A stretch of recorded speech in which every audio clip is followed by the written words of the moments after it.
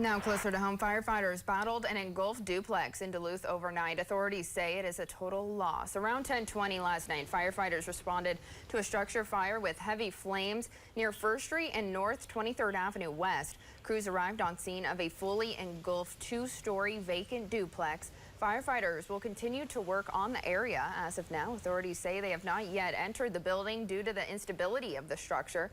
The duplex is a total loss with portions of the roof and upper structure collapsed.